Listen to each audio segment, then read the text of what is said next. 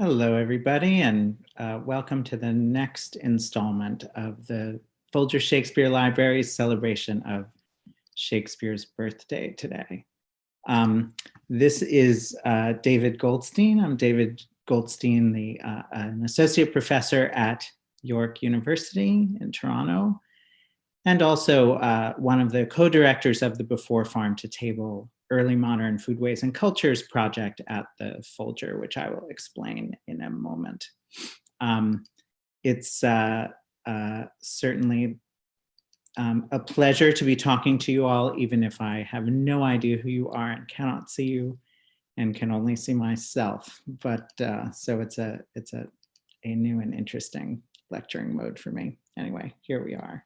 I'll be talking today about Taming of the Shrew and the ways in which meals operate in a very strange way in that play. The talk is called Homeschooling at Shakespeare's Table, the Meaning of Meals in the Taming of the Shrew. And I want to note, I'm going to talk for 15 to 20 minutes, and then at the end of that, we'll have questions, a Q&A period. So please do write those questions in the comment boxes of either the YouTube or the Facebook channel that you're watching on. And I'm really looking forward to hearing what you have to say or ask.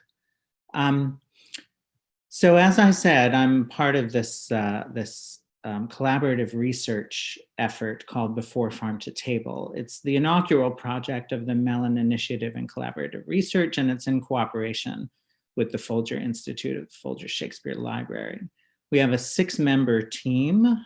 Myself and Amanda Herbert and Heather Wolf are the 3 project co-directors, and then the 3 postdoctoral researchers who round out the team are Elisa Tersini, Jack Bouchard, and Michael Walkden. Before Farm to Table takes as its starting point the pressing discussions that are taking place today about our relationship to the food on our plates and to all the ways the food got there in the first place. Many of us are familiar with the current Farm to Table movement, which aims to tie farms and other growers and food producers more tightly to our own eating experiences, and to show the interdependence between growers and eaters that defines our food system, an interdependence that I'll be talking about in a even more topical way in a moment. Before Farm to Table asks what that food system looked like 400 years ago, and how does researching that question change our assumptions about food in our own time? How does thinking about how people grew and ate food, how they wrote about and imagined food, how they used food to build ideas about themselves and their environments, how does all of that help us navigate the role of food in our everyday lives? Now, as I think everyone in this audience has noticed, we are particularly engaged with, for better and for worse, the interdependence of our food system. It's never been more obvious. The food system is under tremendous strain right now. Lockdowns, quarantines, social distancing are affecting everyone's relationship to food, from heightened stress about visits to the grocery store, which I would call the mildest version of the COVID virus's effects, to the imminent and dire threat of hunger caused by job loss, the disruption of food supply chains, and other forms of infrastructural stress. Those kinds of stresses are happening all across the world right now, and are creating very, very complicated and problematic situations. In the United States and in Canada, we have increased food insecurity. We have the destruction of food on a massive scale, the destruction of produce and milk, cow's milk, for example, due to the shifting of supply chains, the closing of schools, of restaurants. So there are tremendous shifts and changes happening right as we talk about this. Now, I'm not suggesting that Shakespeare's plays are about what's going on in our world right now, but nor are his plays completely divorced from the current context. It's true that Shakespeare, in various points in his career, experienced his own forms of some of the things that we're dealing with right now. As many of you, I'm sure, know, he wrote some of his plays and certainly many of his poems in quarantine, in a quarantine that was made necessary by the bubonic plague. When the plague hit, as it did in cycles throughout the 16th and 17th centuries, the government of England and also across continental Europe did things that were similar to what's going on now. The first thing they did would be to close, to outlaw large gatherings, especially at places like theaters. So the theaters were closed several times throughout Shakespeare's life, and some of his work was written under that kind of situation, with this insecurity about what his job was, how he was going to make his living, whether theater was going to be a viable and going concern, and sort of how long that would last. So he's familiar with quarantine and plague, very familiar with it, and it comes out in interesting ways throughout his plays, sometimes in very small ways, like as a plot vehicle in Romeo and Juliet, where the friar's letter doesn't get to Romeo because his friend who's carrying it gets stuck in a different town because of a plague quarantine. But he also focuses on these kinds of things as a major plot and even philosophical element of a play, such as in Coriolanus, where the play opens with a grain riot modeled on actual riots that occurred during Shakespeare's lifetime, not directly having to do with plague, but certainly having to do with the disruption of food supply chains. And the whole play revolves around this question of what good government means and how it looks. So the issue that I want to talk about particularly in this little lecture is the connection between Shakespeare's work and the phenomenon of table fellowship, or what happens when you sit down at the table together. Shakespeare was extremely interested in what happens at the table in all sorts of ways. And one of those ways is as a pedagogical moment, as a way in which you can look at how people are being taught or in a kind of teaching environment with each other. Now, many of us, those of us who are parents certainly, are faced with situations right now where we're suddenly in the position of teachers to our students, either indirectly or directly. And most of us think about that in terms of sort of traditional schooling, like how do we get our kids to learn math and keep on going and enliven their minds while they're not in school. But there are all kinds of ways in which we are pedagogically alive to children. And one of those ways is how we treat meals and what we say at those meals, how we sit at the table, how we train our children to be at the table, to be citizens of the world by eating properly, by being civil, maybe if we're lucky, and communicating about their days, and also just learning how to be with other people and how to talk to other people. The table is a chief way in which that happens, although we don't often think of it that way. But there was a group of people who thought of it very carefully that way in the 16th century, and even earlier in the 15th century as well, and that was the group that we now call the Humanists.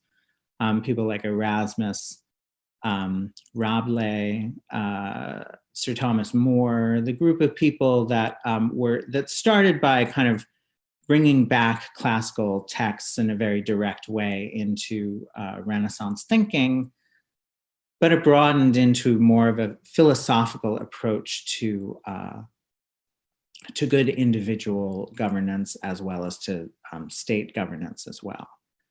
One of the tenets of many of these humanist thinkers was that a lot of the most exciting and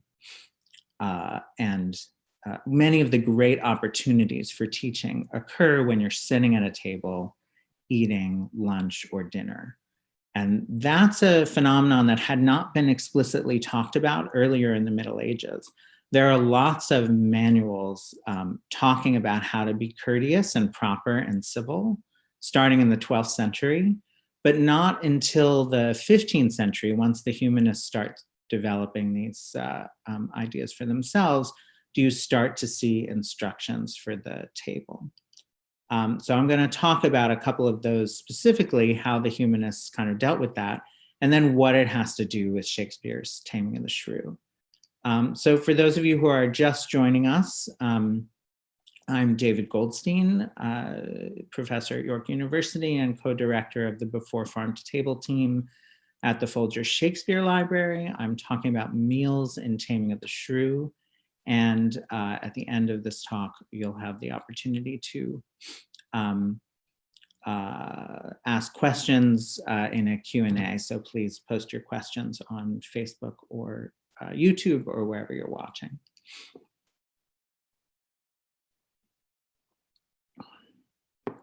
Okay, so a very brief discussion about how humanism tended to think about the table. One of the major texts for talking about this is a text by the great humanist Erasmus, which was translated so beautifully in 1560 by Thomas Paynell as The Civility of Childhood. And a lot of what's been written about this book focuses on how children are supposed to carry themselves at the table, and in fact, how everyone is supposed to. Like, this is one of the first places where you see a scholar of the table saying, you really shouldn't sneeze right on your food or other people's food, which is an adage that is even more important today. Not that we actually really do that. But that you should be covering your nose with a handkerchief, or if you eat food that you don't like, that's rotten or something, spit it into your cloth napkin or something like that, rather than just like making a big display of it.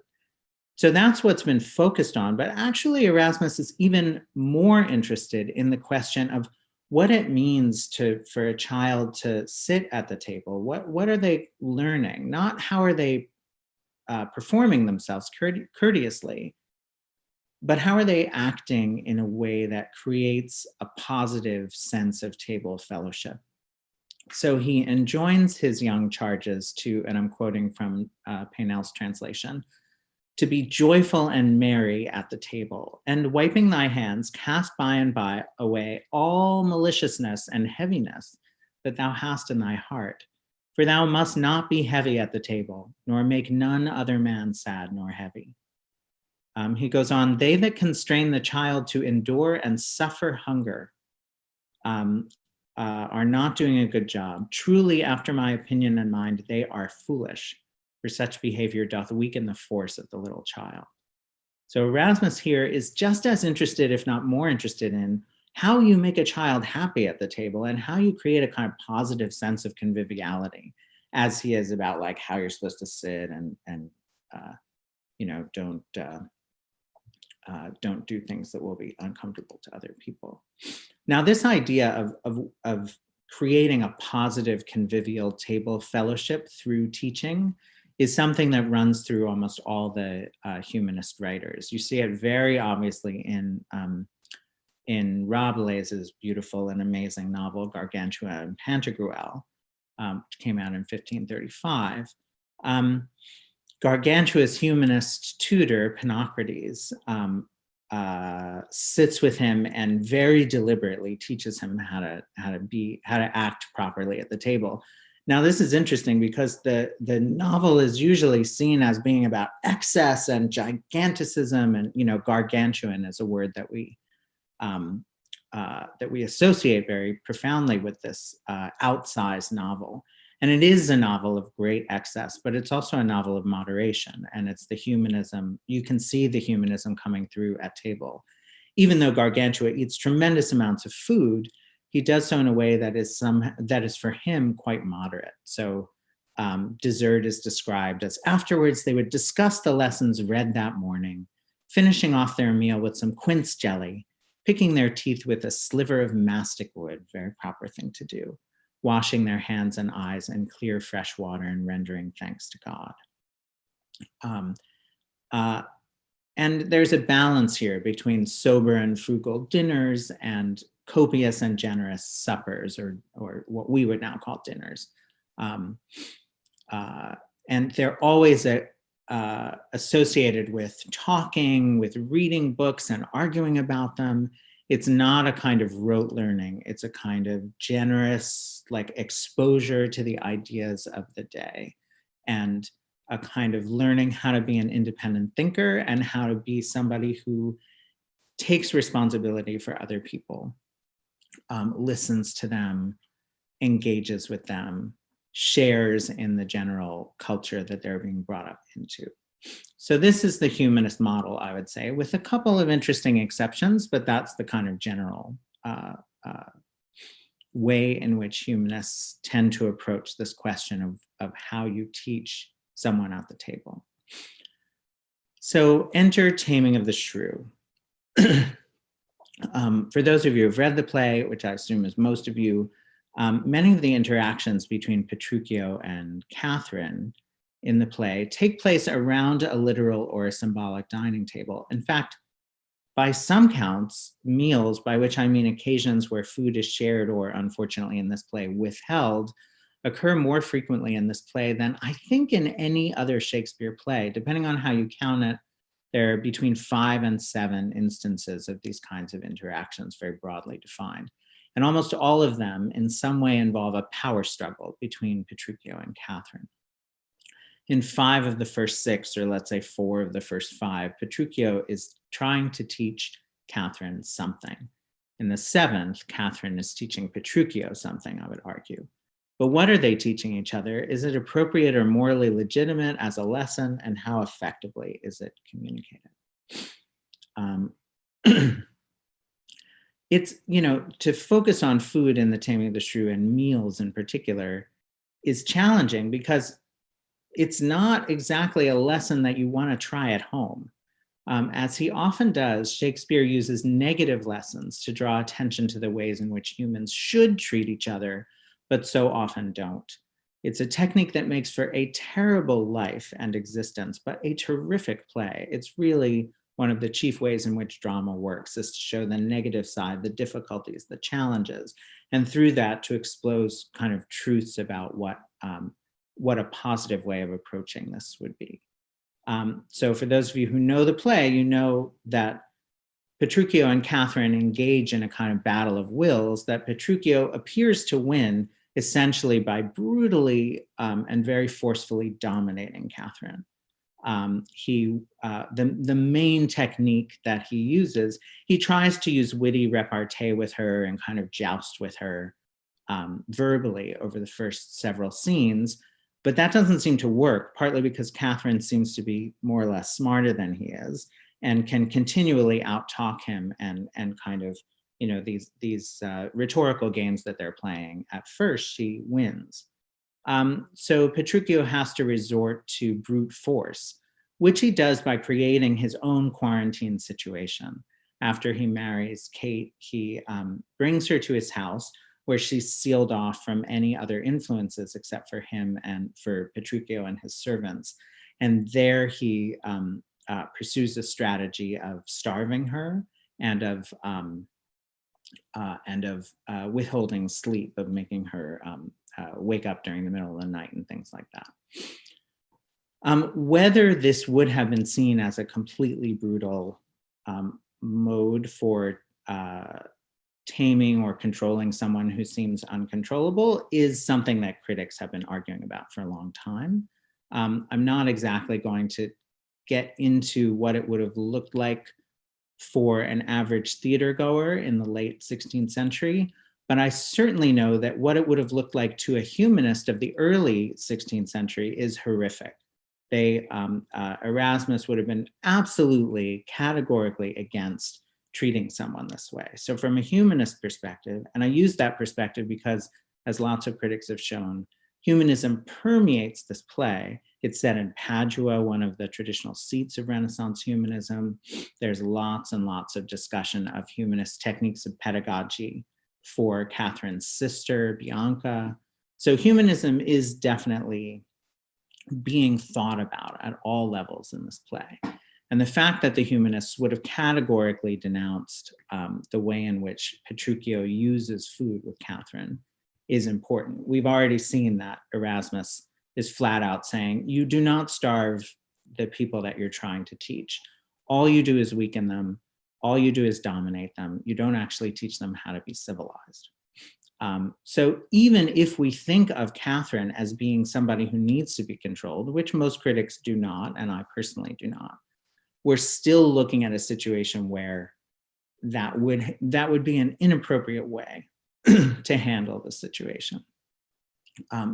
So what are we left with then? We're left with, I think, a situation in which we see Petruchio pretending to use the tenets of humanism, but actually going deeply against them in operating in this, on this kind of culinary battleground, we could say. And this happens not just in the situations where food is being withheld, such as especially Act 4, Scene 1 and Act 4, Scene 3. Those are the two scenes in which Catherine is all alone in Petruchio's house, and Petruchio specifically tries to famish her. And in fact, in the beginning of Act 4, Scene 3, Catherine comes on stage and says, "What, did he marry me to famish me?" And then that's immediately followed by a scene in which Petruchio's servant, Grumio, does just that. So the dynamic is very clear and focused in Act 4, Scenes 1 and 3. But there are all sorts of clues throughout the play that Petruchio is actually hostile to the tenets of humanism, as Julia Lupton has argued, for example, specifically in culinary terms. We see it coming up in all sorts of strange ways. In Act 3, Scene 2, the way that Petruchio treats his wedding celebration to Kate is by throwing the communion wine in the face of the sexton who's performing the ceremony and acting as if he's, quote, carousing to his mates after a storm, end quote, instead of participating in a sacred marriage ceremony. This gesture, it seems to me, is a kind of symbolic attack on the pedagogical structures of the table. Even though it's not a literal table, it's a symbolic one. It's the holy table of communion, which consecrates or celebrates the marriage. And by dismissing even that, even the most kind of Christian sacred form of this communal table, he's showing that he doesn't actually have an understanding of what conviviality and commensality, which means the act of eating together, what that table fellowship even means. What point does it have? Why would you sit around and eat? And in fact, he says towards the end of the play, when he comes to the banquet for Bianca's marriage, he says, all this is sit and eat and sit and eat. He does not understand what purpose there is to being together at a table. So I think that there's a strong critique in the play. There's been a lot of debate about how Petruchio's methods are seen even from the perspective of the play. I think the play is absolutely critiquing and criticizing Petruchio for not understanding the basic way in which sitting down at a table and trying to have a good meal, trying to talk in a civilized and connected way to the people around you is a way of showing true responsibility for and care towards those other people. It's a kind of nourishment to speak kindly to someone and to include them in a conversation as much as it is to feed them. And Petruchio is impervious to both what it means to do that for someone, to have responsibility for another human being in a culinary way, and why he would want that directed at him in the first place. In a way, he's kind of what I'd call an atomized individual, an individual who does not see himself as part of a larger network of responsibility, care, and enjoyment. He sees himself as an individual who is kind of fighting against the world to get what he wants, to get money, to get power, to get property, to get control, and Kate is being treated that way by him throughout the play. So I don't see a happy resolution at the end of this play, and many critics certainly agree with me. I do see Catherine, however, using those same techniques that Petruchio has been trying to use against her, kind of in a more positive way that is also critical of Petruchio, but much more subtly, in her famous speech at the end of the play, where in the context of yet another meal, another banquet, she stands up and gives this amazing, beautiful speech about how wives should be considerate to their husbands, and lists all the ways in which they should do so. And they're all contingent ways. They're all ways in which, okay, since your husband is good to you, you should be good to him. But of course, the irony, and she knows it, I think, is my husband hasn't done any of those things to me. So what I'm doing for you is a performance, but it's also a criticism, a strong critique of Petruchio. And she's doing it through the language of and the setting of the table. She's saying, this is what table pedagogy actually should look like. You're not doing it, but I will perform it for you because I've learned the lesson that you are incapable of imparting and even incapable of learning, but maybe other people can learn it instead. Okay, there's much more to say, but I want to stop and break for questions. Again, I'm David Goldstein, York University, and also co-director of Before Farm to Table, the Folger's inaugural project with the Mellon Foundation in collaborative research. And we'll move to questions now, the questions that you are writing on the various platforms that you might be watching this this talk on, either on Facebook or on the Folger's YouTube channel. So there are some questions coming in, so I'm gonna take a couple.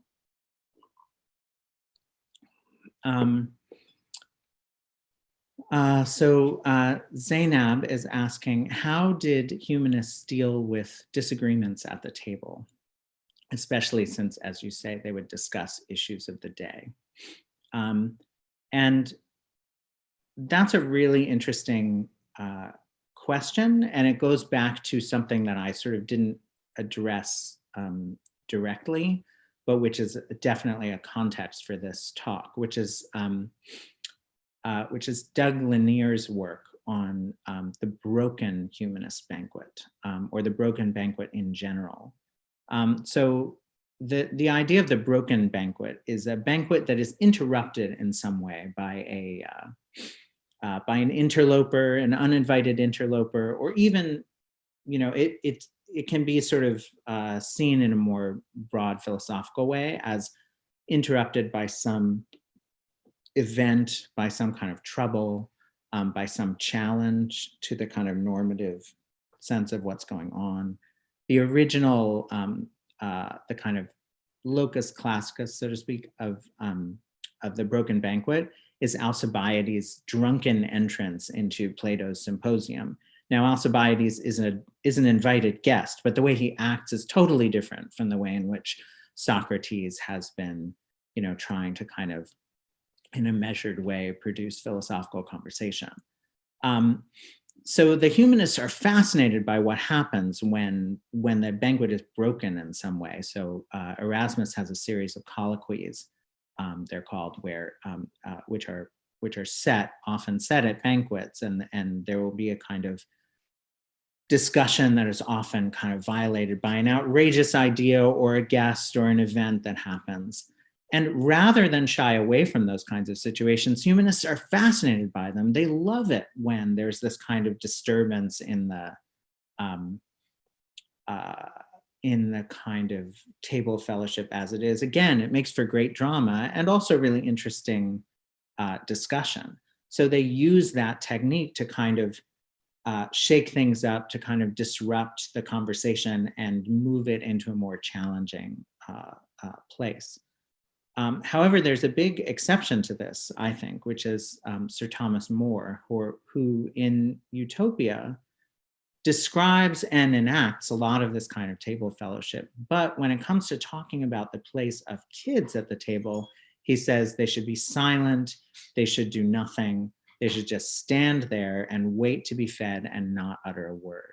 So that's an interesting way in which More doesn't seem to be willing to allow children to challenge the pedagogical environment at all.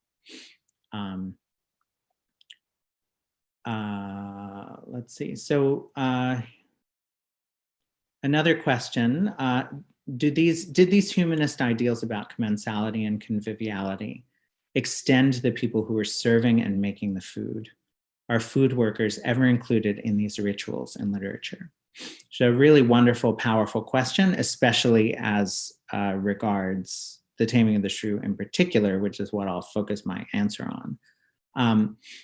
In The Taming of the Shrew, in that key scene, Act 4, Scene 3, the scene starts with Catherine and Petruchio's servant, Grumio, who comes in and enacts the will of Petruchio, which is to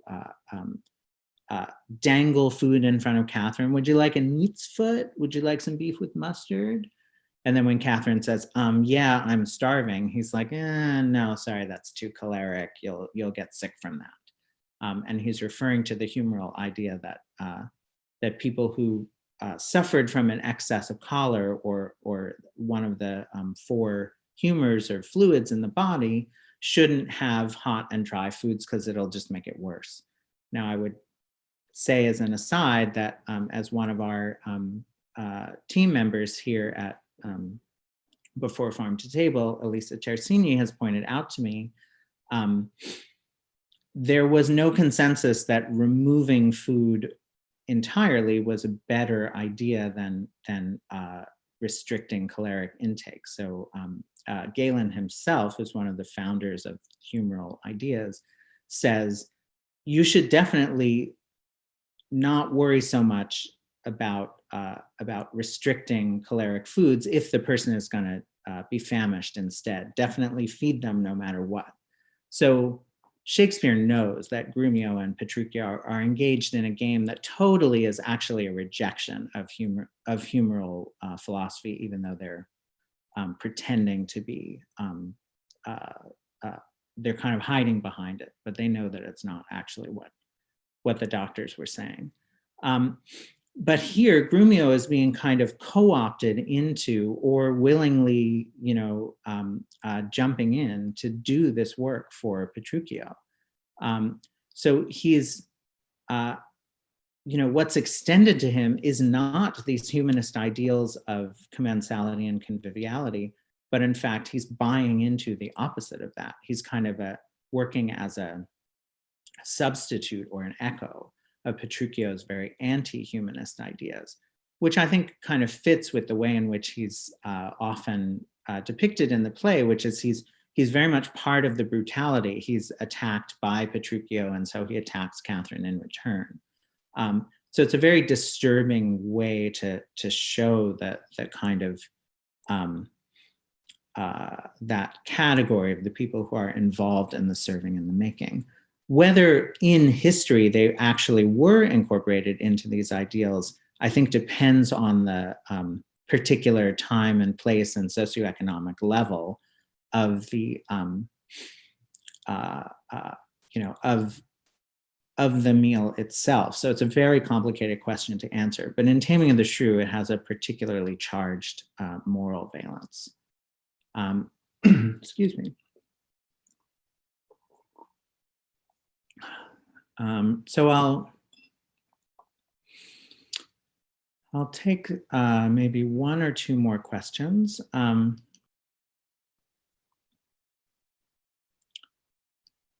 So there's a question, are some kinds of foods not okay to share? Are there some foods that you always have to share? I'm thinking about the holiday rituals, some foods that are almost always eaten in company. I think that's absolutely the case, that some foods are there's almost a demand that you share them, although I wouldn't say that it's about the food itself. Although sometimes, I mean, it's partly about the size. Like in medieval England, you don't put a roast swan on the table just so that you can eat it yourself. That's a kind of display of conspicuous consumption that demands that everyone join in, or at least watch it being consumed, because there's a specular and a spectacular element to those kinds of big feasts. We certainly replicate that in our own time when we think about, having a big feast like an Easter feast or a Passover feast, as just occurred for many of us. What you put on the table, especially in a time of quarantine when you're only virtually with a large group of people, if that, mostly you're just by yourselves or in small family units. How do you sort of honor the expansiveness of the feast and what it means to you in a kind of larger context? So I think particular foods are used to do that. Whereas, I'm sure there are, if you think about like individually packaged foods in our own day, the very packaging of them resists the idea that you're supposed to share them. Are you supposed to share an individually packaged granola bar? The packaging communicates to you, no, this is yours to eat, which is an interesting way in which sort of marketing and those kinds of structures outside of our kind of how we enact fellowship at the table, how those things can dictate how we think about food and the relationship of sharing food to not sharing food. I'm trying to think of specific instances in Shakespeare where that occurs, and I can't really come up with any kinds of foods that are really seen as restricted to not being shareable. There are foods that seem very mundane that are used as vehicles for sharing, like I think apples in Henry IV, for example. So often Shakespeare's interested in the very small culinary gesture that opens up a whole kind of field of connection and nourishment.